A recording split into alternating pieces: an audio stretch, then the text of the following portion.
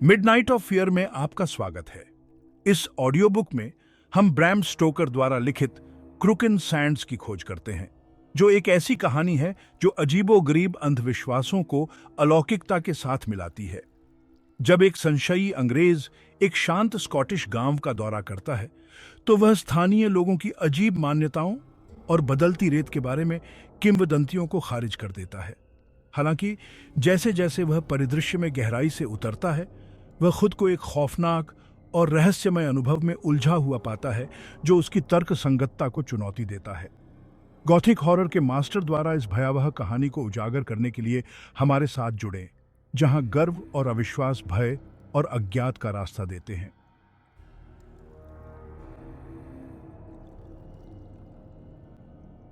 Shri Arthur फर्नली Markham, जिन्होंने क्रूकेन के mains के ऊपर रेड हाउस के नाम से जाना जाने वाला घर लिया था, लंदन के व्यापारी थे और मूल रूप से कॉकनी होने के कारण उन्होंने सोचा कि जब वे गर्मियों की छुट्टियों में स्कॉटलैंड गए तो एक हाईलैंड सरदार के रूप में एक पूरी व्यवस्था करना आवश्यक था, जैसा कि क्रोमोलिथोग्राफ और संगीत हॉल के मंच पर प्रकट होता है। उन्होंने एक बार साम्राज्य में महान राजकुमार बाउंडर किंग को उस तरह के मैकस्लोगन के रूप में प्रकट होकर और प्रसिद्ध स्कॉटिश गीत मॉन ड्राई बनाने के लिए हैगिस जैसा कुछ नहीं है गाते हुए देखा था, और तब से उन्होंने अपने मन में उस सुरम्य और युद्धप्रिय रूप की एक सच्ची छवि संजो कर रखी थी जो उन्होंने प्रस्तुत किया था। वास्तव में यदि श्री मार्कम के मन की सच्ची अंतर्मुखता को एबरडीनशायर को ग्रीष्मकालीन रिसॉर्ट के रूप में चुनने के विषय में जाना जाता, तो यह पाया जाता कि जिस छुट्टी के इलाके को उन्होंने चित्रित किया था, उसके अग्रभाग में उस तरह के मैकस्लोगन की कई रंगों वाली आकृतियां थीं। हालांकि ये जो भी हो, एक बहुत ही दयालु भाग्य, निश्चित रूप से जहां तक बाहरी सुंदरता का सवाल है, ने उन्हें क्रूकन बे को चुनने के लिए प्रेरित किया। यह एबरडीन और पीटरहेड के बीच एक सुंदर जगह है, जो चट्टानी हेडलैंड के ठीक नीचे है, जहां से लंबी खतरनाक चट्टानें, जिन्हें स्पर्स के नाम से जाना जाता है, उत्तरी सागर में जाती हैं। इसके और क्रूकन के मेंस के बीच उत्तरी चट्टानों से घिरा एक गांव गहरी खाड़ी है, जिसके पीछे बहुत सारे मुड़े हुए टीले हैं, जहां खरगोश हजारों की संख्या में पाए जाते हैं। इस प्रकार खाड़ी के दोनों छोर पर एक चट्टानी प्रांत है, और जब भोर या सूर्यास्त लाल सिनाइट की चट्टानों पर पड़ता है तो प्रभाव बहुत ही प्यारा होता है। खाड़ी खुद समतल रेत से भरी हुई है और ज्वार दूर तक बहता है, जिससे कठोर रेत का एक चिकना बंजर क्षेत्र रह जाता है, जिस पर यहाँ वहाँ सैल्मन मछुआरों के दांव के जाल और बैग के जाल बिखरे हुए हैं। खाड़ी के एक छोर पर चट्टानों का एक छोटा समूह या समूह है, जिनके सिर पानी से कुछ ऊपर उठे हुए हैं, सिवाय तब जब खराब मौसम में लहरें उन पर हरी भरी आती हैं।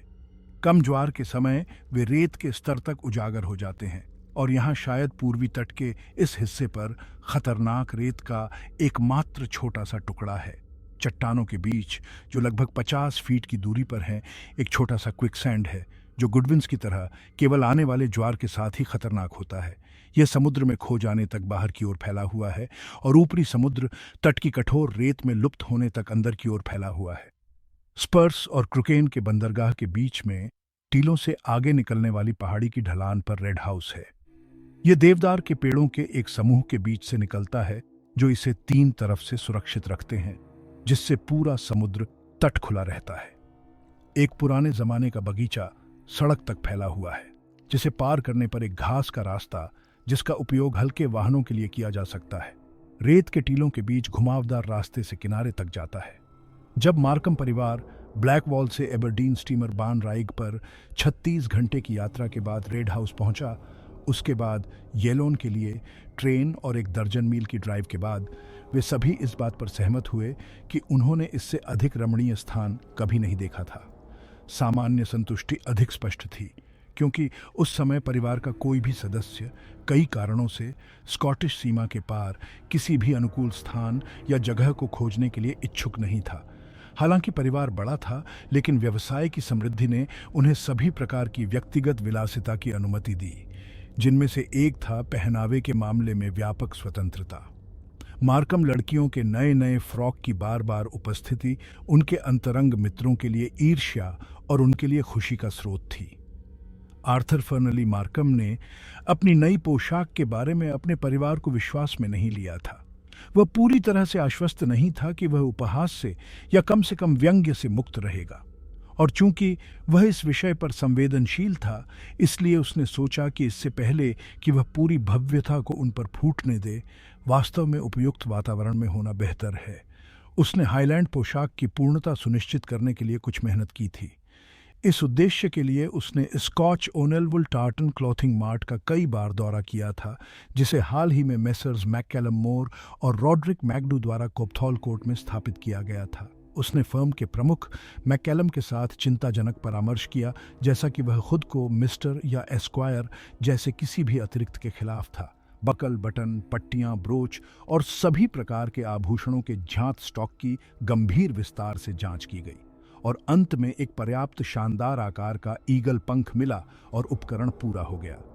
जब उसने तैयार पोशाक देखी, जिसमें टार्टन के चमकीले रंग चांदी की फिटिंग, कैरिंगॉम ब्रोच, फिलीबेग, डर्क और स्पोरन की भीड़ द्वारा तुलनात्मक रूप से संयमित प्रतीत होते थे, तभी वह अपनी पसंद से पूरी तरह से संतुष्ट हुआ। पहले उसने रॉयल स्टुअर्ट ड्रेस टार्टन के बारे में सोचा था, लेकिन मैककैलम पर छोड़ दिया और बताया कि अगर वह बालमोरल के पड़ोस में हुआ तो यह जटिलताओं का कारण बन सकता है। मैककैलम, जो वैसे एक उल्लेखनीय कॉकनी लहजे में बोलते थे, ने बदले में अन्य प्लेट का सुझाव दिया। लेकिन अब जब सटीकता का दूसरा सवाल उठाया गया था, तो श्री मार्कम ने कठिनाइयों का अनुमान लगाया। अगर वह संयोग से खुद को उस कबीले के इलाके में पाता जिसके रंगों को उसने हड़प लिया था। मैककैलम ने आखिरकार मार्कम के खर्च पर एक खास पैटर्न बुनने का बीड़ा उठाया, जो किसी भी मौजूदा टार्टन जैसा नहीं होगा, हालांकि इसमें कई विशेषताओं का समावेश होगा। यह रॉयल स्टुअर्ट पर आधारित था, लेकिन इसमें मैकलिस्टर और ओगिल्वी कुलों से पैटर्न की सादगी और Buchanan, Macbeth, chief own of Macintosh और मैकलियोड के कुलों से रंग की तटस्थता के बारे में सुझाव शामिल थे। जब नमूना मार्कम को दिखाया गया था, तो उन्हें थोड़ा डर था कि कहीं यह उनके घरेलू लोगों की नज़र में भड़कीला न लगे। लेकिन जब रॉड्रिक मैकडू इसकी सुंदरता पर पूरी तरह से आनंदित हो गए, तो उन्होंने इस टुकड़े के पूरा होने पर कोई आपत्ति नहीं जताई। उन्होंने सोचा, और समझदारी से, कि अगर मैकडू जैसे सच्चे स्कॉटिश व्यक्ति को यह पसंद आया तो यह सही होना चाहिए, खासकर इसलिए क्योंकि जूनियर पार्टनर उनके ही जैसे कद और रूप रंग का व्यक्ति था। जब मैककैलम को उनका चेक मिला, जो वैसे काफी कठोर था, तो उन्होंने टिप्पणी की, मैंने कुछ और सामान बुनने की आजादी ली है, ताकि अगर तुम्हें या तुम्हारे किसी दोस्त को इसकी जरूरत पड़े तो मैं कुछ और सामान बुनूं। मार्कम को खुशी हुई और उसने उससे कहा कि अगर उनके बीच मिलकर बनाई गई खूबसूरत चीज लोगों की पसंदीदा बन जाए तो उसे बहुत खुशी होगी, क्योंकि उसे कोई संदेह नहीं है कि समय के साथ ऐसा होगा। वह जितना चाहे उतना बना सकता है और बेच सकता है। एक शाम जब क्लर्क घर चले गए थे, तब मार्कम ने अपने दफ्तर में यह ड्रेस पहनकर देखी। वह परिणाम से खुश था, हालांकि थोड़ा डरा हुआ भी था। मैककैलम ने अपना काम पूरी तरह से किया था, और ऐसा कुछ भी नहीं था जो पहनने वाले की सैन्य गरिमा को बढ़ा सके। मैं निश्चित रूप से सामान्य अवसरों पर अपने साथ क्लेमोर और पिस्तौल नहीं ले जाऊंगा, मार्कम ने खुद से कहा जब वह कपड़े उतारने लगा। उसने तय किया कि वह स्कॉटलैंड में उतरने पर पहली बार पोशाक पहनेगा, और तदनुसार सुबह जब बैन राई गर्डलनेस लाइट हाउस से लटक रहा था, एबरडीन के बंदरगाह में ज्वार के प्रवेश का इंतजार कर रहा था, वह अपनी नई पोशाक की सभी भड़कीली भव्यता में अपने केबिन से बाहर निकला। पहली टिप्पणी उसने अपने ही एक बेटे से सुनी, जिसने पहले तो उसे पहचाना नहीं। यहां एक आदमी है। बढ़िया स्कॉट, ये गवर्नर है। और लड़का तुरंत भाग गया और सैलून में एक तकिए के नीचे अपनी हंसी को दबाने की कोशिश की। मार्कम एक अच्छा नाविक था और उसे नाव के हिलने से कोई नुकसान नहीं हुआ था, इसलिए उसका स्वाभाविक रूप से लाल चेहरा और भी गुलाबी हो गया था। जब उसने खुद को सभी की आंखों का केंद्र पाया तो उसके गालों पर जो लाली छा गई थी, उससे वह और भी ज्यादा लाल हो गया था। वह चाह सकता था कि वह इतना साहसी न होता, क्योंकि उसे ठंड से पता था कि उसकी शानदार ढंग से पहनी गई ग्लेनगैरी टोपी के एक तरफ एक बड़ा सा खाली स्थान था। हालांकि उसने अजनबियों के समूह का साहसपूर्वक सामना किया। जब कुछ टिप्पणियां उसके कानों तक पहुंची, तब भी वह बाहरी तौर पर परेशान नहीं हुआ। वह अपनी मूर्खता से दूर हो गया है, अतिरंजित प्लेड सूट में एक कॉकनी ने कहा। उस पर मक्खियां हैं, एक लंबा दुबला पतला यांकी बोला जो समुद्री बीमारी से पीला पड़ गया था और जो बाल मोरल के द्वार के जितना निकट हो सके अपना निवास बनाने के लिए जा रहा था। बहुत बढ़िया विचार है, चलो हम अपने विचार पूरे कर लें, अभी मौका है। ऑक्सफोर्ड का एक युवा व्यक्ति इन्वर्नेस के लिए अपने घर लौटते हुए बोला। लेकिन कुछ ही देर में मिस्टर मार्कम को अपनी सबसे बड़ी बेटी की आवाज सुनाई दी। वह कहाँ है, वह कहाँ है? और वह अपनी टोपी को पीछे की ओर उड़ाते हुए डेक पर भागती हुई आई। उसके चेहरे पर बेचैनी के लक्षण दिखाई दे रहे थे, क्योंकि उसकी मां अभी अभी उसे उसके पिता की हालत के बारे में बता रही थी। लेकिन जब उसने उसे देखा तो वह तुरंत इतनी जोर से हंसी कि वह उन्माद में बदल गई। बाकी सभी बच्चों के साथ भी कुछ ऐसा ही हुआ। जब उन सभी की बारी आ गई तो मिस्टर मार्कम अपने केबिन में गए और अपनी पत्नी की नौकरानी को परिवार के हर सदस्य से कहने के लिए भेजा कि वह उनसे तुरंत मिलना चाहता है। वे सभी अपनी भावनाओं को जितना हो सके दबाते हुए आए। उसने उनसे बहुत धीरे से कहा, मेरे प्यारे, क्या मैं आप सभी को पर्याप्त भत्ता नहीं देता? हाँ पिताजी, सबने गंभीरता से उत्तर दिया। इससे अधिक उदार कोई नहीं हो सकता। क्या मैं तुम्हें अपनी इच्छानुसार कपड़े पहनने की इजाजत नहीं देता? हाँ पिताजी, ये थोड़ा शर्मिंदगी से कहा। तो फिर मेरे प्यारे, क्या तुम्हें नहीं लगता कि यह तुम्हारे लिए अच्छा और दयालु होगा कि तुम मुझे असहज महसूस कराने की कोशिश न करो? भले ही मैं ऐसी पोशाक पहनूं जो तुम्हारी नजर में हास्यास्पद हो। हालांकि उस देश में जहां हम रहने वाले हैं यह काफी आम है। उनके सिर लटके हुए थे, उसके अलावा कोई जवाब नहीं था। वह एक अच्छा पिता था और वे सभी यह जानते थे। वह काफी संतुष्ट था और बोला, अब भाग जाओ और मौज करो, हम इस बारे में और कुछ नहीं कहेंगे। फिर वह फिर से डेक पर गया और बहादुरी से खड़ा रहा। उसने अपने चारों ओर उपहास की आग को पहचान लिया। हालांकि उसके कानों में और कुछ नहीं बोला गया। हालांकि बैन रीग पर उनके पहनावे ने जो विस्मय और मनोरंजन पैदा किया वह एबरडीन में पैदा हुए विस्मय और मनोरंजन से बिल्कुल अलग था। लड़के और आवारा लोग और बच्चे लेकर महिलाएं जो लैंडिंग शेड पर प्रतीक्षा कर रहे थे, मार्कम पार्टी के रेलवे स्टेशन की ओर बढ़ने पर सामूहिक रूप से उनके पीछे पीछे चल पड़े। यहां तक कि पुराने जमाने के गांठों और नए जमाने के बग्घियों के साथ कुली भी, जो गैंग प्लैंक के नीचे यात्री का इंतजार कर रहे थे, आश्चर्यचकित होकर उनके पीछे पीछे चल पड़े। सौभाग्य से पीटरहेड ट्रेन बस चलने ही वाली थी, इसलिए शहादत को अनावश्यक रूप से लंबा नहीं खींचा गया। गाड़ी में शानदार हाईलैंड पोशाक नहीं दिखी और चूंकि येलन के स्टेशन पर बहुत कम लोग थे, इसलिए वहां सब ठीक रहा। हालांकि जब गाड़ी क्रुकेन के मेंस के पास पहुंची और मछुआरे अपने दरवाजों पर दौड़े कि कौन गुजर रहा है, तो उत्साह की सीमाएं पार हो गईं। बच्चों ने एक आवेग में अपने बोनट लहराए और गाड़ी के पीछे चिल्लाते हुए भागे। पुरुषों ने अपने जाल और चारा छोड़ दिया और पीछे चल पड़े। महिलाओं ने अपने बच्चों को गोद में उठा लिया और वे भी पीछे चल पड़ी। येलोन तक और वापस आने की लंबी यात्रा के बाद घोड़े थक गए थे और पहाड़ी खड़ी थी, इसलिए भीड़ को इकट्ठा होने और यहां तक कि आगे निकल जाने के लिए पर्याप्त समय मिला। श्रीमती मरकम और बड़ी लड़कियां कुछ विरोध करना चाहती थीं या फिर कुछ ऐसा करना चाहती थीं जिससे वे सभी चेहरों पर उपहास देखकर अपनी निराशा को कम कर सकें। लेकिन हाईलैंडर के चेहरे पर दृढ़ निश्चय की झलक थी, जिसने उन्हें थोड़ा भयभीत कर दिया और वे चुप हो गईं। हो सकता है कि गंजा सिर के ऊपर भी चील का पंख, मोटे कंधे पर भी कैरिंगॉम ब्रोच और क्लेमोर, डर्क और पिस्तौल, जब भी बड़े पेट के चारों ओर बेल्ट से बंधे होते थे और मजबूत बछड़े पर मोजे से बाहर निकलते थे, तो वे युद्ध और भयानक महत्व के प्रतीक के रूप में अपना अस्तित्व पूरा करते थे।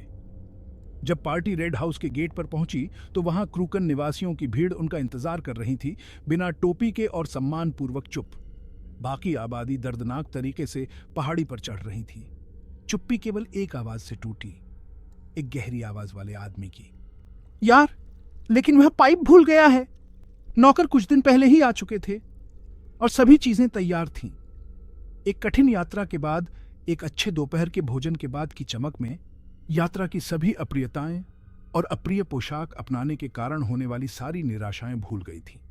उस दोपहर मार्कम अभी भी पूरे कपड़े पहने हुए क्रूकेन के मेंस से होकर चला गया। वह बिल्कुल अकेला था, क्योंकि अजीब बात यह थी कि उसकी पत्नी और दोनों बेटियों को सिर में दर्द था और जैसा कि उसे बताया गया था, वे यात्रा की थकान के बाद आराम करने के लिए लेटी हुई थी। उसका सबसे बड़ा बेटा, जो खुद को जवान बताता था, उस जगह के आसपास की जगहों का पता लगाने के लिए अकेला ही बाहर गया था और लड़कों में से एक नहीं मिला। दूसरे लड़के को जब बताया गया कि उसके पिता ने उसे टहलने के लिए बुलाया है, तो वह बेशक दुर्घटनावश पानी के गड्ढे में गिर गया था और उसे सुखाकर फिर से तैयार करना पड़ा। उसके कपड़े अभी तक नहीं खोले गए थे, इसीलिए बिना देरी किए ऐसा करना निश्चित रूप से असंभव था। श्री मार्कम अपनी सैर से संतुष्ट नहीं थे। वे अपने किसी पड़ोसी से नहीं मिल पाए।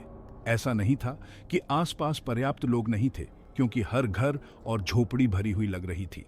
लेकिन जब लोग खुले में थे, तो या तो उनके पीछे कुछ दूरी पर अपने दरवाजों पर थे, या फिर सामने सड़क पर काफी दूरी पर।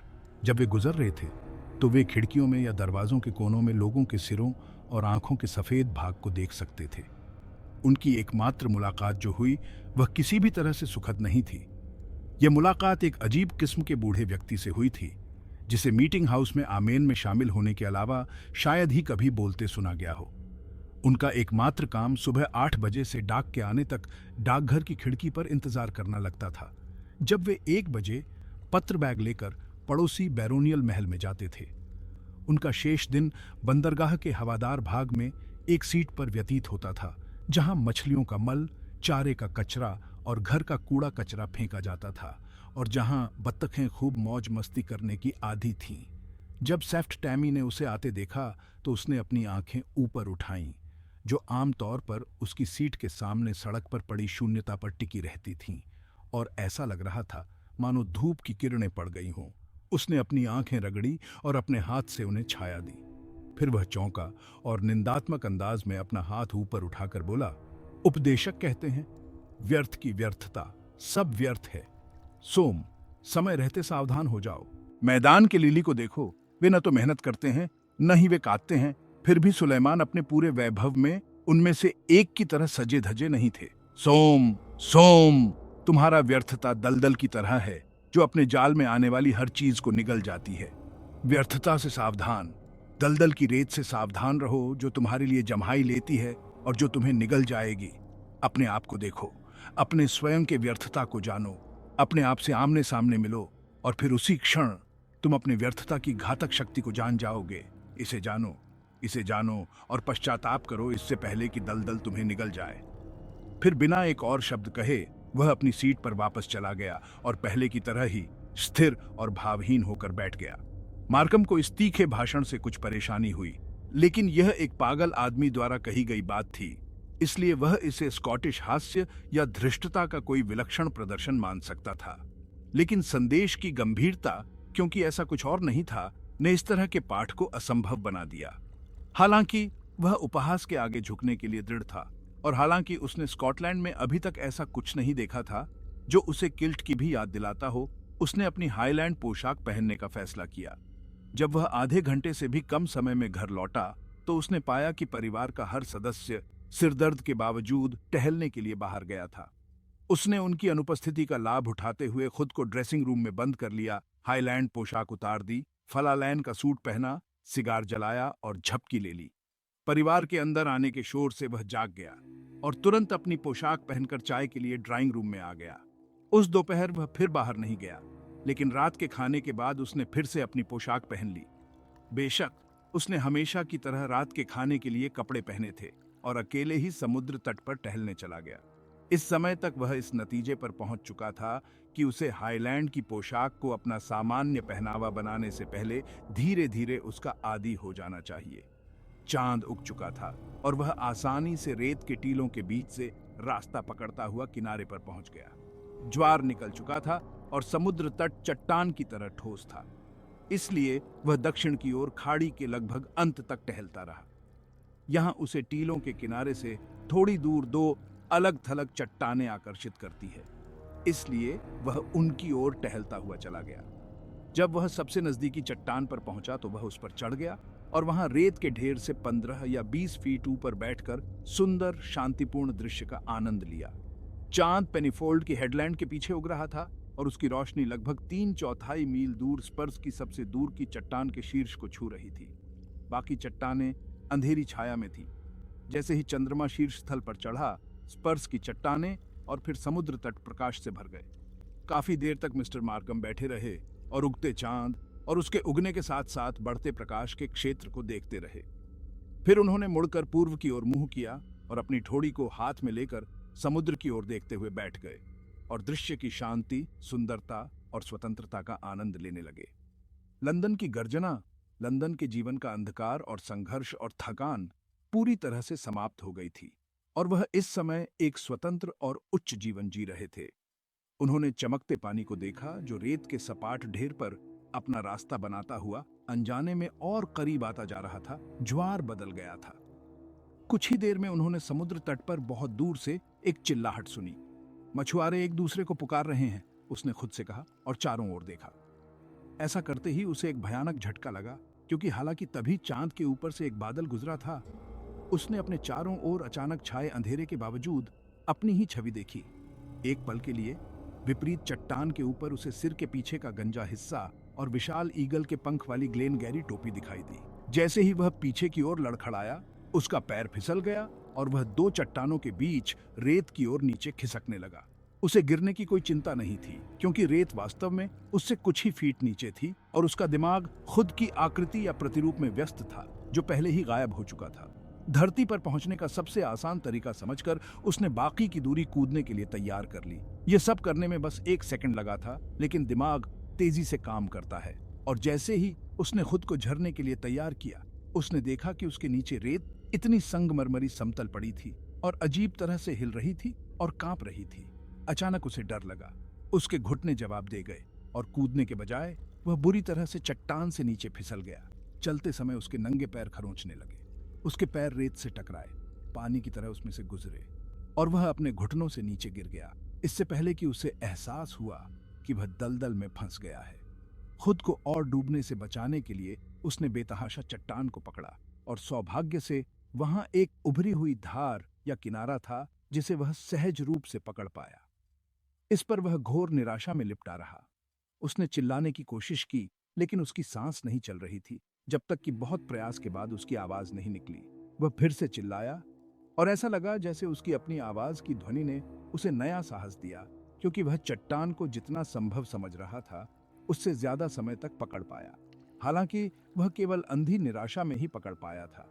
हालांकि उसे अपनी पकड़ कमजोर होती हुई महसूस होने लगी थी, जब खुशी की बात है उसके चिल्लाने का जवाब उसके ठीक ऊपर से एक कर्कश आवाज ने दिया। भगवान का शुक्र है मैं बहुत देर से नहीं आया। और एक मछुआरा बड़े बड़े जांघिया जूते पहने हुए तेजी से चट्टान पर चढ़ता हुआ आया।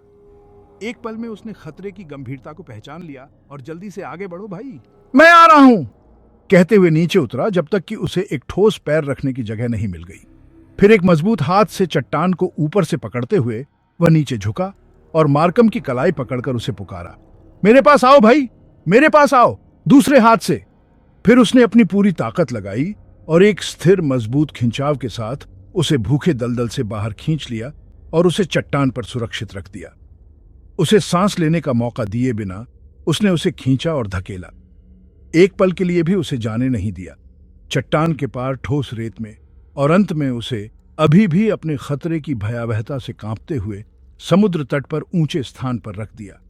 फिर उसने बोलना शुरू किया, सोम, लेकिन मैं समय पर पहुंच गया था। अगर मैं उन मूर्ख लड़कों पर हंसता नहीं और पहले ही चिल्लाना शुरू कर देता तो तुम हवा में डूब जाते। वुली बेगरी ने सोचा कि तुम एक भूत हो और टॉम मैकफिल ने कसम खाई कि तुम पुडिक स्टील पर एक भूत की तरह हो। नहीं, मैंने कहा, वह तो एक मूर्ख अंग्रेज है, वह पागल जो मोम के बर्तनों से भाग गया था। मैं सोच रहा था कि अजीब और मूर्खतापूर्ण होने के कारण अगर पूरी तरह से बना हुआ अनुभव नहीं है, तुम क्विक्सन के तरीकों को नहीं जानते। मैंने तुम्हें चेतावनी देने तक चिल्लाया और फिर जरूरत पड़ने पर तुम्हें घसीटने के लिए भागा। लेकिन भगवान का शुक्र है तुम मूर्ख हो या अपने घमंड में आधे अधूरे कि मैं इतनी देर से नहीं आया। और उसने बोलते हुए श्रद्धापूर्वक अपनी टोपी उठाई। श्री मार्कम को इस बात का गहरा दुख था कि वे एक भयानक मौत से बच गए, लेकिन इस तरह से उन पर लगाए गए अहंकार के आरोप की चुभन उनकी विनम्रता के माध्यम से सामने आई। वे गुस्से में जवाब देने ही वाले थे कि अचानक उन पर एक बड़ा खौफ छा गया, क्योंकि उन्हें उस पागल पत्रवाहक के चेतावनी भरे शब्द याद आ गए, खुद से आमने सामने मिलो और पश्चाताप करो इससे पहले कि दलदल तुम्हें निगल जाए। यहां भी उसे अपनी वह छवि याद आई जो उसने देखी थी, और उसके बाद आए जानलेवा दलदल से अचानक खतरा। वह 1 मिनट तक चुप रहा और फिर बोला, मेरे अच्छे साथी, मैं अपना जीवन तुम्हारा ऋणी हूं। साहसी मछुआरे ने श्रद्धापूर्वक उत्तर दिया, नहीं नहीं, यह तो ईश्वर का ऋणी होना चाहिए, लेकिन जहां तक मेरी बात है, मैं तो उनकी दया का एक छोटा सा पात्र बनकर ही प्रसन्न होऊंगा। लेकिन आप मुझे धन्यवाद देने देंगे। श्री मार्कम ने अपने उद्धारकर्ता के दोनों बड़े हाथों को अपने हाथों में लेकर उन्हें कसकर पकड़ते हुए कहा, मेरा दिल अभी भी भरा हुआ है और मेरी नसें इतनी हिल गई हैं कि मैं ज्यादा कुछ नहीं कह सकता, लेकिन मेरा विश्वास करो, मैं बहुत बहुत आभारी हूं। यह बिल्कुल स्पष्ट था कि बेचारा बूढ़ा आदमी बहुत दुखी था, क्योंकि उसके गालों पर आंसू बह रहे थे। मछुआरे ने कठोर किंतु सच्चे शिष्टाचार के साथ कहा, हाँ सर, मुझे धन्यवाद दीजिए और आप भी देंगे, अगर इससे आपके दिल को कुछ अच्छा लगे। और मैं सोच रहा हूं कि अगर मैं होता तो मैं भी आपका आभारी होता। लेकिन सर, जहां तक मेरा सवाल है, मुझे धन्यवाद की कोई जरूरत नहीं है। मैं खुश हूं। आर्थर फर्नली मार्कम वास्तव में आभारी और कृतज्ञ थे। ये बात बाद में व्यावहारिक रूप से सामने आई। 1 सप्ताह के भीतर ही पोर्ट क्रूकन में सबसे बढ़िया मछली पकड़ने वाली मछली आई, जो पीटरहेड के बंदरगाह में कभी देखी गई थी। वह पाल और सभी प्रकार के गियर और बेहतरीन जालों के साथ पूरी तरह से तैयार थी। उसके मालिक और आदमी कोच में चले गए। सामन मछुआरे की पत्नी के पास वे कागजात छोड़ गए जो उसे सौंपे गए थे। जब श्री मार्कम और सैलमन मछुआरे किनारे पर साथ साथ चल रहे थे, तो श्री मार्कम ने अपने साथी से कहा कि वह इस तथ्य का जिक्र न करे कि वह ऐसे आसन्न खतरे में था, क्योंकि इससे उसकी प्यारी पत्नी और बच्चे सिर्फ परेशान होंगे। उसने कहा कि वह उन सभी को दलदल के बारे में चेतावनी देगा, और इस उद्देश्य से उसने वहीं और तब तक इस बारे में सवाल पूछे जब तक उसे नहीं लगा कि इस विषय पर उसकी जानकारी पूरी हो गई है। अलग होने से पहले उसने अपने साथी से पूछा कि क्या उसने संयोग से दूसरी चट्टान पर अपने जैसे कपड़े पहने हुए एक दूसरे व्यक्ति को देखा था, जब वह उसकी मदद करने के लिए उसके पास आया था। नहीं नहीं, जवाब आया। इस इलाके में ऐसा कोई दूसरा मूर्ख नहीं है। न ही जेमी फ्लेमन के समय से कोई ऐसा हुआ है, वह जो उड़नी के राजा का मूर्ख था। क्यों भाई, ऐसी बुतप्रस्त पोशाक पहनो जैसी तुमने पहनी है, जब तक कि तुम इन जोड़ियों में मेरी याददाश्त में नहीं देखी गई हो। और मैं सोच रहा हूँ कि ऐसी पोशाक कभी भी कड़ाह की चट्टान पर बैठने के लिए नहीं थी, जैसा कि तुमने आगे किया। भाई, लेकिन क्या तुम्हें गठिया या कटिस्नायुशूल का डर नहीं है, जो तुम्हारे नंगे शरीर के साथ कड़ाह की चट्टानों पर गिर जाएगा? मैं सोच रहा था कि जब मैं तुम्हें सुबह बंदरगाह पर देखता हूँ तो तुम मूर्ख हो, लेकिन तुम मूर्ख हो सकते हो, जैसा कि तुमने सोचा था। श्री मार्कम ने इस मुद्दे पर बहस करने की परवाह नहीं की, और चूंकि वे अब अपने घर के करीब थे, इसलिए उन्होंने सैलमन मछुआरे से एक गिलास विस्की पीने के लिए कहा, जो उसने पी, और वे रात के लिए अलग हो गए। उन्होंने अपने पूरे परिवार को क्विकसैंड के बारे में चेतावनी देने का पूरा ध्यान रखा। उन्हें बताया कि वह खुद इससे कुछ खतरे में थे। उस पूरी रात वह सो नहीं पाया। उसने एक के बाद एक घंटों की आवाज सुनी, लेकिन वह चाहे जितना भी प्रयास कर ले, उसे नींद नहीं आ रही थी। बार बार वह दलदल के भयानक प्रकरण से गुजरा, उस समय से जब सैफ टैमी ने उसे व्यर्थता के पाप के बारे में उपदेश देने और चेतावनी देने के लिए उसकी आदतन चुप्पी तोड़ी थी। उसके मन में हमेशा ये सवाल उठता रहा, तो क्या मैं इतना घमंडी हूँ कि मूर्खों की श्रेणी में आ जाऊं? और इसका उत्तर हमेशा पागल भविष्यवक्ता के शब्दों में आता था, व्यर्थ की व्यर्थता, सब व्यर्थ है। अपने आप से आमने सामने मिलो और पश्चाताप करो, इससे पहले कि दलदल तुम्हें निगल जाए। किसी तरह उसके मन में विनाश की भावना आकार लेने लगी कि वह फिर से उसी दलदल में नष्ट हो जाएगा, क्योंकि वहां वह पहले ही अपने आप से आमने सामने मिल चुका था। सुबह के धुंधलके में वह झपकी लेने लगा, लेकिन यह स्पष्ट था कि वह अपने सपनों में भी इस विषय पर बात कर रहा था, क्योंकि उसे उसकी पत्नी ने जगाया था, जिसने कहा था, चुपचाप सो जाओ, वह धन्य हाईलैंड सूट तुम्हारे दिमाग में घुस गया है। अगर तुम कर सको तो नींद में बात मत करो। उसे किसी तरह एक खुशी का एहसास हुआ, जैसे कि उसके ऊपर से कोई भयानक बोझ उतर गया हो, लेकिन उसे इसका कोई कारण नहीं पता था। उसने अपनी पत्नी से पूछा कि उसने नींद में क्या कहा था, और उसने उत्तर दिया, तुमने यह बात कई बार कही है, भगवान जाने, किसी को भी यह याद रखना चाहिए। आमने सामने नहीं, मैंने गंजे सिर पर चील के पंख देखे, अभी भी उम्मीद है। आमने सामने नहीं, सो जाओ, सो जाओ। और फिर वह सो गया, क्योंकि उसे लगा कि पागल आदमी की भविष्यवाणी अभी पूरी नहीं हुई है। वो खुद से आमने सामने नहीं मिला था किसी भी हालत में अभी तक। उसे एक नौकरानी ने सुबह सुबह जगाया, जो उसे यह बताने आई थी कि दरवाजे पर एक मछुआरा है जो उससे मिलना चाहता है। उसने जल्दी से जल्दी अपने कपड़े पहने, क्योंकि वह अभी तक हाईलैंड ड्रेस पहनने में माहिर नहीं था, और जल्दी से नीचे चला गया, क्योंकि वह सैल्मन मछुआरे को इंतजार नहीं करवाना चाहता था। उसे आश्चर्य हुआ और यह जानकर बिल्कुल भी अच्छा नहीं लगा कि उसका आगंतुक कोई और नहीं बल्कि सैफ्ट टैमी था, जिसने तुरंत उस पर गोली चला दी। मैं डाक के लिए भाग सकता हूं, लेकिन मैंने सोचा कि मैं तुम पर 1 घंटा बर्बाद करूंगा और बस यह देखने के लिए घूमूंगा कि क्या तुम अभी भी उस मूर्ख के साथ घूम रहे हो जो रात को चला गया था। और मैं देखता हूं कि तुमने सबक नहीं सीखा है। अच्छा, समय आ रहा है, निश्चित रूप से बहुत अच्छा। हालांकि मेरे पास खुद के लिए पूरा समय है, इसलिए मैं हमेशा इधर उधर देखता रहूंगा कि तुम क्विक्सन और फिर डेल की ओर कैसे चलते हो। मैं अभी तक काम नहीं कर रहा हूं। और वह सीधे चला गया, जिससे मिस्टर मार्कम काफी परेशान हो गए, क्योंकि सुनने की सीमा के भीतर नौकरानियां अपनी हंसी छिपाने की व्यर्थ कोशिश कर रही थीं। उसने उस दिन साधारण कपड़े पहनने का मन बना लिया था, लेकिन सैफ टैमी के आने से उसका फैसला पलट गया। वह सबको दिखाएगा कि वह कायर नहीं है, और वह वैसे ही आगे बढ़ेगा जैसा उसने शुरू किया था, चाहे कुछ भी हो।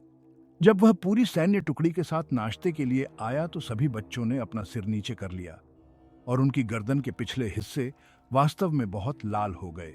हालांकि उनमें से कोई भी नहीं हंसा, सिवाय टाइटस के, जो सबसे छोटा लड़का था, जिसे हिस्टीरिया के दौरे ने जकड़ लिया था और उसे तुरंत कमरे से बाहर निकाल दिया गया था।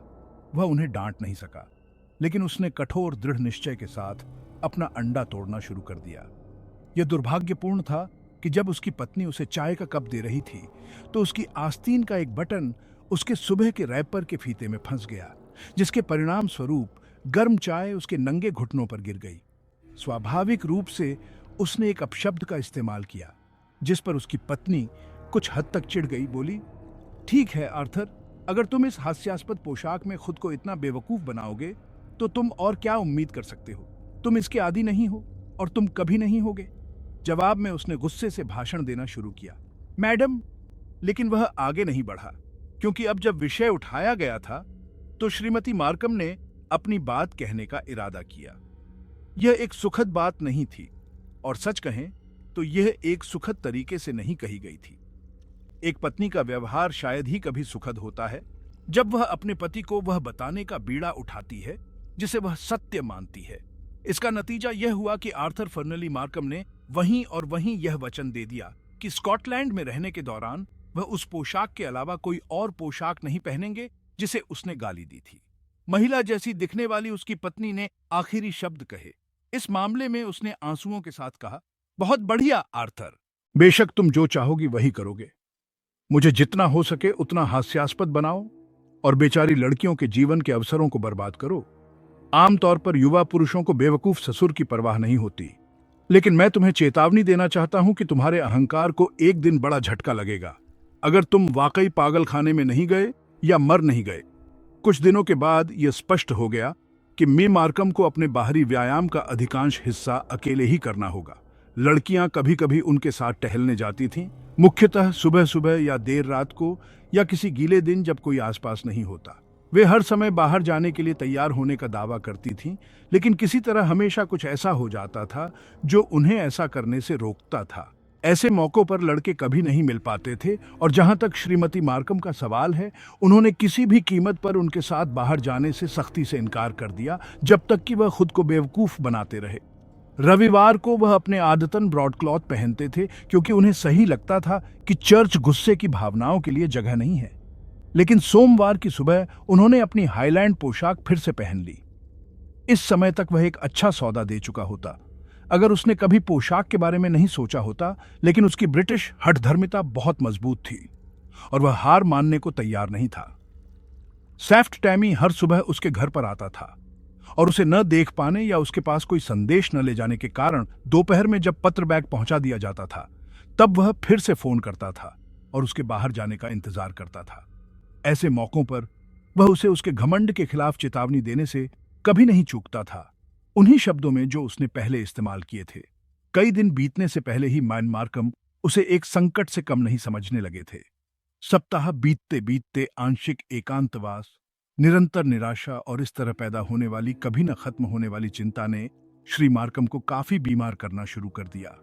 वह अपने परिवार के किसी भी सदस्य को अपने भरोसे में लेने में बहुत घमंडी था, क्योंकि उसके हिसाब से उनके परिवार के सदस्यों ने उसके साथ बहुत बुरा व्यवहार किया था। फिर वह रात को ठीक से सो नहीं पाता था और जब सोता भी था तो उसे लगातार बुरे सपने आते थे।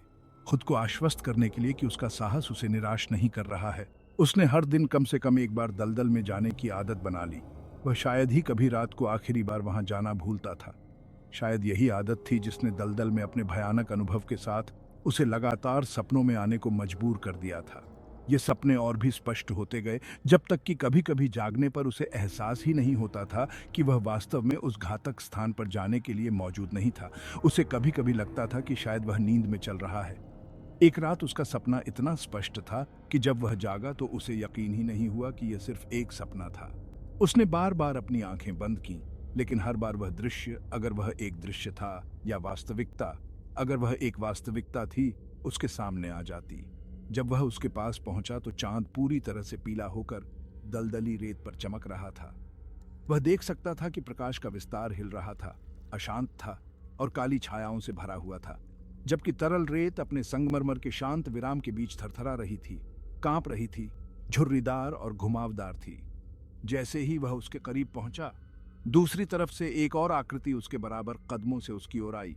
उसने देखा कि यह उसकी अपनी आकृति थी, उसका अपना स्व था, और खामोश आतंक में न जाने किस बल से मजबूर होकर वह आगे बढ़ा। पक्षी सांप से मोहित हो गया, मंत्रमुग्ध या सम्मोहित, इस दूसरे स्व से मिलने के लिए। जैसे ही उसने महसूस किया कि रेत उसके ऊपर गिर रही है, वह मौत की पीड़ा में जाग उठा, डर से कांप उठा, और अजीब बात है, उसके कानों में उस मूर्ख व्यक्ति की भविष्यवाणी गूंज रही थी, व्यर्थ की व्यर्थता, सब व्यर्थ है। अपने आप को देखो और पश्चाताप करो, इससे पहले कि रेत तुम्हें निगल जाए। उसे इस बात का इतना यकीन था कि यह कोई सपना नहीं था, इसलिए वह सुबह जल्दी उठा और अपनी पत्नी को परेशान किए बिना कपड़े पहनकर किनारे की ओर चल पड़ा। जब उसने रेत पर पैरों के निशान देखे तो उसका दिल बैठ गया। उसने तुरंत पहचान लिया कि यह उसके अपने ही हैं। एडी वही चौड़ी थी, पैर भी वही चौकोर था। अब उसे कोई संदेह नहीं था कि वह वास्तव में वहां था, और आधा भयभीत और आधा स्वप्निल स्तब्धता की स्थिति में उसने पैरों के निशानों का पीछा किया और पाया कि वे रेत के किनारे खो गए हैं। इससे उसे बहुत झटका लगा, क्योंकि रेत पर कोई वापसी के निशान नहीं थे, और उसे लगा कि कोई भयानक रहस्य है जिसे वह भेद नहीं सकता, और जिसके भेदने से उसे डर था वह नष्ट हो जाएगा। इस स्थिति में उसने दो गलत रास्ते अपनाए। सबसे पहले उसने अपनी परेशानी को अपने तक ही सीमित रखा, और चूंकि उसके परिवार के किसी भी सदस्य को इस बारे में कोई जानकारी नहीं थी, इसलिए उनके द्वारा कहे गए हर मासूम शब्द या भाव उसकी कल्पना की भस्म करने वाली आग में घी डालने का काम करते थे। दूसरे, उसने ऐसी किताबें पढ़नी शुरू कर दी जो सपनों और मानसिक घटनाओं के रहस्यों पर आधारित थीं, जिसका नतीजा यह हुआ कि हर सनकी या आधे पागल दार्शनिक की हर जंगली कल्पना उसके विकृत मस्तिष्क की उपजाऊ मिट्टी में अशांति का एक जीवित बीज बन गई। इस तरह नकारात्मक और सकारात्मक रूप से सभी चीजें एक ही लक्ष्य की ओर काम करने लगीं। उसके लिए सबसे परेशान करने वाला कारण सैफ्ट टैमी था, जो अब दिन के कुछ खास समय में उसके दरवाजे पर एक स्थायी व्यक्ति बन गया था। थोड़ी देर बाद इस व्यक्ति की पिछली स्थिति में दिलचस्पी होने के कारण उसने उसके अतीत के बारे में पूछताछ की और निम्नलिखित परिणाम प्राप्त हुए। सैफ्ट टैमी के बारे में आम धारणा थी कि वह फर्थ ऑफ फोर्थ के आसपास की एक काउंटी के एक सरदार का बेटा था। उसे आंशिक रूप से मंत्रालय के लिए शिक्षित किया गया था, लेकिन किसी कारण से जिसके बारे में कभी किसी को पता नहीं था, उसकी संभावनाओं पर अचानक असर पड़ा और वह वेलिंग के समृद्ध दिनों में पीटरहेड चला गया। वहां उसने वेलर पर काम करना शुरू कर दिया। वह यहाँ कुछ सालों तक रुकता रहा, धीरे धीरे अपनी आदतों में और अधिक चुप होता गया, जब तक कि उसके साथियों ने इतने चुप रहने वाले साथी के खिलाफ विरोध नहीं किया और उसे उत्तरी बेड़े के मछली पकड़ने वाले स्मैक में सेवा मिल गई। उसने कई सालों तक मछली पकड़ने के काम में काम किया, हमेशा थोड़ा सा मूर्ख होने की प्रतिष्ठा के साथ। आखिरकार वह धीरे धीरे क्रूकेन में बस गया, जहां सरदार ने निस्संदेह उसके परिवार के इतिहास के बारे में कुछ जानते हुए उसे एक नौकरी दी जिसने उसे व्यावहारिक रूप से पेंशन भोगी बना दिया। जानकारी देने वाले मंत्री ने इस प्रकार समाप्त किया, यह बहुत अजीब बात है, लेकिन लगता है कि उस आदमी के पास कोई अजीब तरह का उपहार है।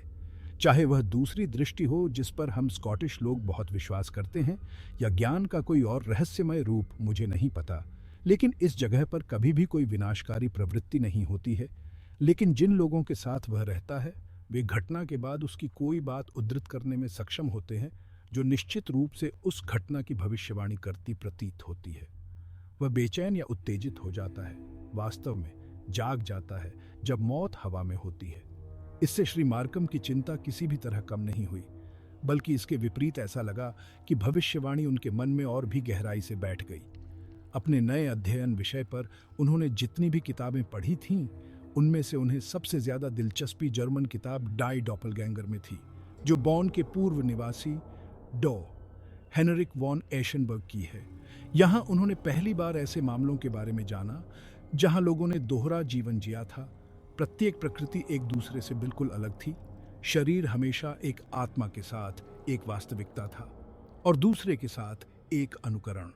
कहने की जरूरत नहीं कि श्री मार्कम ने इस सिद्धांत को अपने मामले के बिल्कुल अनुरूप पाया। दलदल से भागने की रात उन्हें अपनी पीठ की जो झलक मिली, उनके अपने पैरों के निशान दलदल में गायब हो गए और वापसी के कोई कदम दिखाई नहीं दिए। सेफ्ट टैमी की भविष्यवाणी कि वे खुद दलदल में खुद से मिलेंगे और दलदल में ही मर जाएंगे, इन सब ने इस विश्वास को बल दिया कि वे अपने व्यक्तित्व में डॉपलगैंगर का उदाहरण थे। तब उसे दोहरी जिंदगी का एहसास हुआ और उसने अपनी संतुष्टि के लिए इसके अस्तित्व को साबित करने के लिए कदम उठाए। इस उद्देश्य से एक रात सोने से पहले उसने अपने जूतों के तलवों पर चाक से अपना नाम लिखा। उस रात उसने दलदली रेत और उसके पास जाने का सपना देखा। इतना स्पष्ट सपना कि भोर के धुंधलके में चलते हुए उसे यकीन ही नहीं हुआ कि वह वहां नहीं था। उठकर अपनी पत्नी को परेशान किए बिना उसने अपने जूते ढूंढे। चाक के हस्ताक्षरों में कोई बाधा नहीं थी। उसने अपने कपड़े पहने और चुपचाप बाहर निकल गया। इस बार ज्वार आया हुआ था, इसलिए वह टीलों को पार कर गया और दलदली रेत के दूसरी तरफ किनारे पर जा पहुंचा। वहां ओह, भयावहता की भयावहता! उसने अपने पैरों के निशान रसातल में डूबते हुए देखे। वह घर वापस बहुत दुखी होकर गया। यह अविश्वसनीय लग रहा था कि वह एक बुजुर्ग व्यवसायी, जिसने लंदन के शोरगुल और व्यावहारिक माहौल में व्यापार के लिए एक लंबा और घटनाहीन जीवन बिताया था, इस तरह खुद को रहस्य और भय में उलझा हुआ पाता है और उसे पता चलता है कि उसके दो अस्तित्व हैं। वह अपनी परेशानी के बारे में अपनी पत्नी से भी नहीं कह सकता था, क्योंकि वह अच्छी तरह जानता था कि वह तुरंत उस दूसरे जीवन के बारे में पूरी जानकारी मांगेगी, वह जीवन जिसे वह नहीं जानती थी। और वह शुरू में न केवल कल्पना करेगी, बल्कि उस पर हर तरह की बेवफाई का आरोप भी लगाएगी। और इस तरह उसका चिंतन और भी गहरा होता गया। एक शाम, उस समय ज्वार कम हो रहा था और चांद पूर्ण पर था। वह खाने का इंतजार कर रहा था जब नौकरानी ने घोषणा की कि सेफ्ट टैमी बाहर हंगामा कर रहा है क्योंकि उसे उससे मिलने के लिए अंदर नहीं जाने दिया जाएगा। वह बहुत क्रोधित था, लेकिन नौकरानी को यह सोचना पसंद नहीं था कि उसे इस विषय पर कोई डर है, इसलिए उसने नौकरानी को उसे अंदर लाने के लिए कहा। टैमी ने प्रवेश किया, पहले से कहीं ज्यादा तेजी से चलते हुए, अपना सिर ऊपर उठाए और उसकी आंखों में जो आमतौर पर झुकी रहती थीं, दृढ़ निश्चय की झलक थी। जैसे ही वह अंदर आया, उसने कहा, मैं एक बार फिर तुमसे मिलने आया हूं, एक बार फिर, और तुम वहां बैठे हो, बिल्कुल एक कॉकटू की तरह जो एक पर्ची पर लेटा है। ठीक है भाई, मैं तुम्हें माफ करता हूं, तुम यह याद रखो, मैं तुम्हें माफ करता हूं। और बिना कुछ कहे वह मुड़ा और घर से बाहर चला गया, मालिक को अवाक क्रोध में छोड़कर। रात के खाने के बाद उसने दलदली भूमि पर फिर से जाने का निश्चय किया। वह अपने मन में भी यह बात नहीं आने देना चाहता था कि उसे वहां जाने में डर लग रहा है, और इसलिए लगभग 9 बजे पूरी तरह से तैयार होकर वह समुद्र तट पर पहुंचा और रेत को पार करते हुए पास की चट्टान के किनारे पर बैठ गया। उसके पीछे पूर्णिमा का चांद था और उसकी रोशनी खाड़ी को इस तरह से रोशन कर रही थी कि झाग की झाग, हेडलैंड की काली रूपरेखा और सामन जाल के खूंटे सभी स्पष्ट दिखाई दे रहे थे। चमकीले पीले रंग की चमक में पोर्ट क्रुकेन की खिड़कियों और दूर के महल की रोशनियां आसमान में तारों की तरह चमक रही थीं। वह बहुत देर तक बैठा रहा और दृश्य की सुंदरता को निहारता रहा, और उसकी आत्मा को एक ऐसी शांति महसूस हुई जो उसे कई दिनों से नहीं मिली थी। पिछले हफ्तों की सारी क्षुद्रता, झुंझलाहट और मूर्खतापूर्ण भय मिट गए थे, और एक नई पवित्र शांति ने खाली जगह ले ली थी। इस मधुर और गंभीर मनोदशा में उसने शांतिपूर्वक अपने पिछले कदम की समीक्षा की और अपने अहंकार और उसके बाद आई हठधर्मिता के लिए खुद पर शर्म महसूस की। और वहीं उसने मन बना लिया कि यह वर्तमान आखिरी बार होगा जब वह पोशाक पहनेगा जिसने उसे उन लोगों से दूर कर दिया था जिन्हें वह प्यार करता था, और जिसने उसे कई घंटों और दिनों तक निराशा, झुंझलाहट और दर्द दिया था। लेकिन जैसे ही वह इस निष्कर्ष पर पहुंचा, उसके भीतर से एक और आवाज बोली और उसका उपहास करते हुए पूछा कि क्या उसे कभी दोबारा यह सूट पहनने का मौका मिलेगा, कि अब बहुत देर हो चुकी है, उसने अपना रास्ता चुन लिया है और अब उसे इस मुद्दे को स्वीकार करना होगा। अभी बहुत देर नहीं हुई है, उसके बेहतर स्वर ने तुरंत उत्तर दिया, और इस विचार से भरा हुआ वह घर जाने के लिए उठा और तुरंत ही अपनी अब घृणित पोशाक उतार दी। वह सुंदर दृश्य को देखने के लिए एक बार रुका।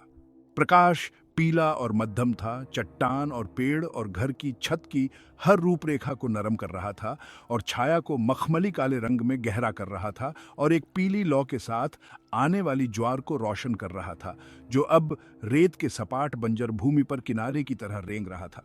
फिर उसने चट्टान को छोड़ दिया और किनारे की ओर कदम बढ़ाया, लेकिन जैसे ही उसने ऐसा किया, उसे एक भयानक झटके ने हिला दिया और एक पल के लिए उसके सिर में दौड़ रहे खून ने पूर्णिमा की सारी रोशनी को बंद कर दिया। एक बार फिर उसने खुद की उस घातक छवि को विपरीत चट्टान से किनारे की ओर बढ़ते देखा। यह झटका और भी बड़ा था, क्योंकि यह उस शांति के जादू के विपरीत था जिसका उसने अभी अभी आनंद लिया था।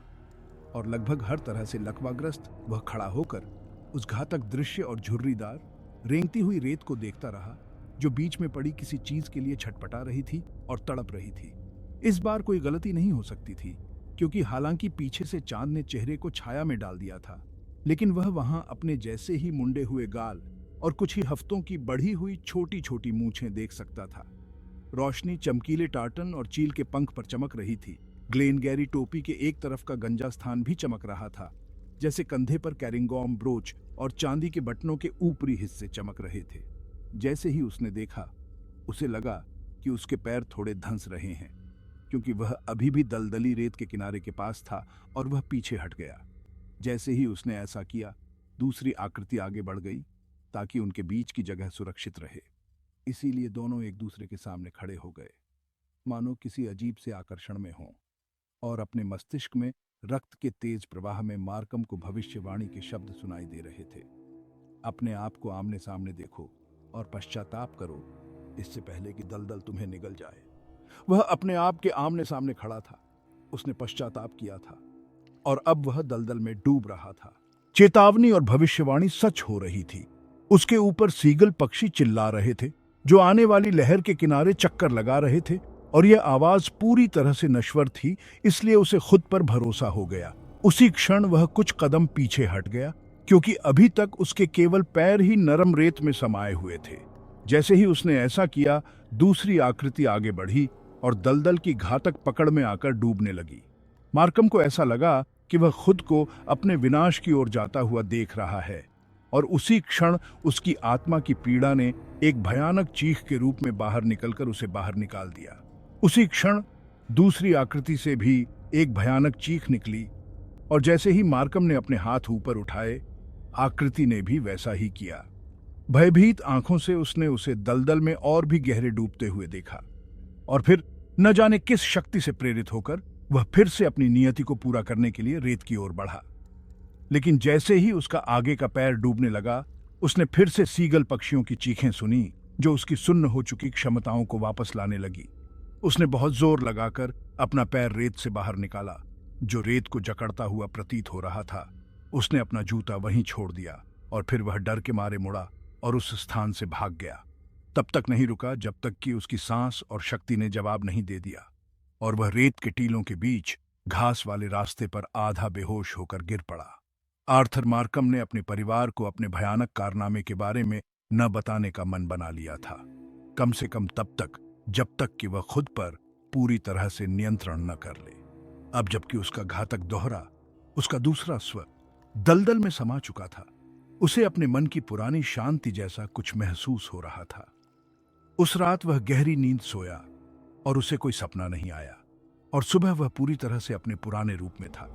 ऐसा लग रहा था मानो उसका नया और बुरा रूप हमेशा के लिए गायब हो गया हो। और अजीब बात यह है कि सैफ्ट टैमी उस सुबह अपने पद से गायब था और फिर कभी वहां नहीं दिखाई दिया, बल्कि अपनी पुरानी जगह पर बैठा रहा जैसे कि पहले था, और वह अपनी नीरस आंखों से कुछ भी नहीं देख रहा था।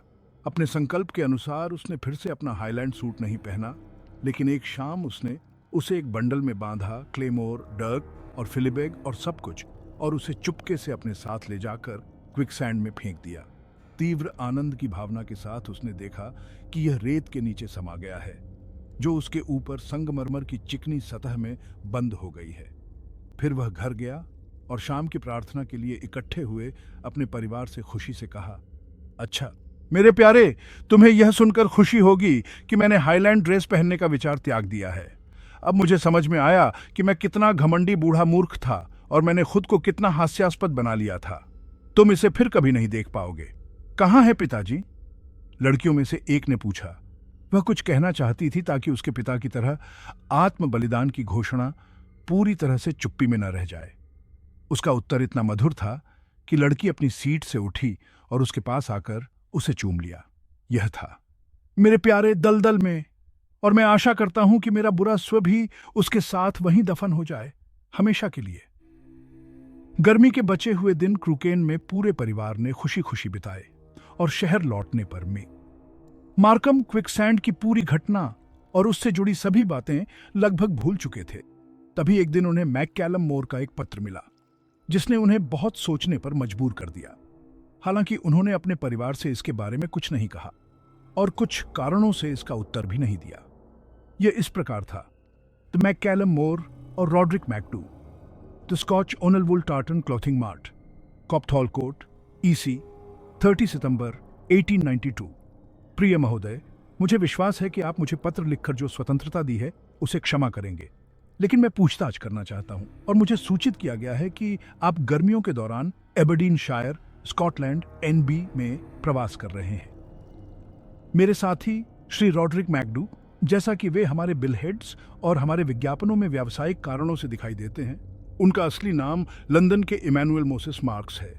पिछले महीने की शुरुआत में स्कॉटलैंड एनबी दौरे के लिए गए थे, लेकिन चूंकि मैंने उनके जाने के तुरंत बाद केवल एक बार उनसे बात की है, इसलिए मुझे चिंता है कि कहीं उनके साथ कोई दुर्भाग्य न हो जाए। चूंकि मैं अपनी पूरी क्षमता से पूछताछ करने के बावजूद उनके बारे में कोई खबर नहीं प्राप्त कर पाया हूं, इसलिए मैं आपसे अपील करने का साहस करता हूं। उनका पत्र आत्मा की गहरी निराशा में लिखा गया था, और उन्होंने उल्लेख किया था कि उन्हें डर था कि स्कॉटिश धरती पर स्कॉटिश मैन के रूप में प्रकट होने की इच्छा के कारण उन पर कोई निर्णय आ सकता है, क्योंकि उनके आगमन के तुरंत बाद एक चांदनी रात में उन्होंने अपने भूत को देखा था। उन्होंने स्पष्ट रूप से इस तथ्य का संकेत दिया कि उनके जाने से पहले उन्होंने अपने लिए एक हाईलैंड पोशाक खरीदी थी, जो कि हमें आपको देने का सम्मान मिला था, जिसे लेकर, जैसा कि शायद आपको याद होगा, वे बहुत प्रभावित हुए थे। हालांकि उन्होंने इसे कभी नहीं पहना होगा, क्योंकि वे मेरी जानकारी के अनुसार इसे पहनने में संकोच करते थे, और यहाँ तक कि उन्होंने मुझे बताया कि वे इसे पहले केवल देर रात या बहुत सुबह ही पहनेंगे, और फिर केवल दूर दराज के स्थानों पर, जब तक कि वे इसके अभ्यस्त न हो जाएं। दुर्भाग्य से उन्होंने मुझे अपने मार्ग के बारे में नहीं बताया, इसलिए मैं उनके ठिकाने के बारे में पूरी तरह से अनभिज्ञ हूं, और मैं यह पूछने का साहस करता हूं कि क्या आपने अपने पड़ोस में कहीं भी अपने जैसे हाईलैंड पोशाक के बारे में देखा या सुना है, जिसके बारे में मुझे बताया गया है कि आपने हाल ही में वह संपत्ति खरीदी है जिस पर आप अस्थायी रूप से कब्जा कर रहे हैं। मैं इस पत्र का उत्तर तब तक नहीं पाऊंगा जब तक कि आप मुझे मेरे मित्र और साझेदार के बारे में कुछ जानकारी न दें, इसलिए कृपया उत्तर देने का कष्ट न करें जब तक कि कोई कारण न हो। मुझे यह सोचकर प्रोत्साहन मिलता है कि वह आपके पड़ोस में ही रहा होगा, क्योंकि यद्यपि उसके पत्र पर तारीख नहीं है, लिफाफे पर येलोन का डाक टिकट लगा है, जो मुझे लगता है कि एबरडीनशायर में है तथा क्रूकेन के मेंस से ज्यादा दूर नहीं है। मुझे यह सम्मान प्राप्त है, प्रिय महोदय, आपका बहुत सम्मानपूर्वक, Joshua Sheeny Cohen Benjamin, the MacCallum more.